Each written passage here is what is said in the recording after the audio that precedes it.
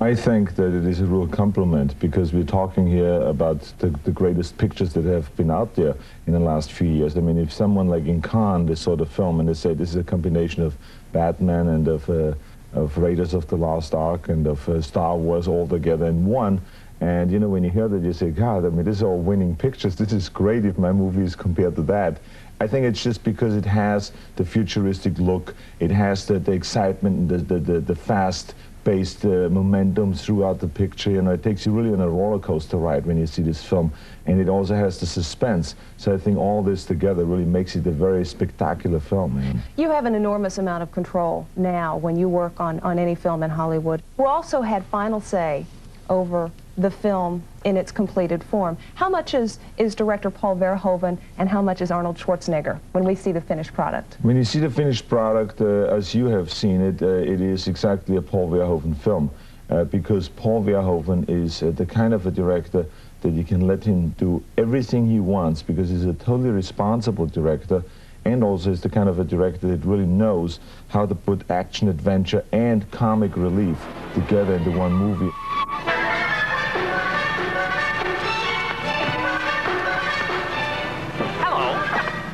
Johnny Cast. Where can I take you tonight? Drive! Drive! Would you please repeat the destination? Oh, anywhere, just go! Go! Please state a street and number. Shoot! Shoot! I'm not familiar with that address. Would you please repeat the destination? Hello, I'm done.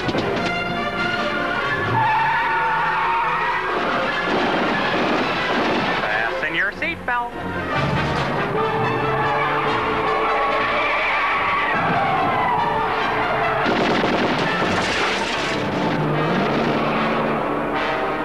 It was a very, very tough movie to do. I mean, we were 6 months in Mexico, and we shot every day 12, 14 hours, and we were running around to three, four different stages every day, changing makeup all the time and doing all those things. And from an acting point of view, it was also very tough because you never knew where you were at in a movie, and you always have to kind of change from the beginning of the film to the end. Then the action sequence was very difficult, you know, with all those explosions and special effects, and being hanging upside down on a wire and flying through the air and all those things. So it was not a pleasurable kind of a situation, those 6 months, but it was fun being part of an exciting movie where you know when you read the script, this can be a winner, this would sell well in this country as well as overseas, and that's exactly the reaction we got when we came back from Cannes. I mean, everyone went crazy over there. You mentioned things selling well overseas. Not by coincidence, you are the cover of International Time magazine, talking about movie muscle and how you're a success not only in this country but also abroad. When you're developing a picture, how important is it that it be sellable over there? Is that more important than appealing to the American audience?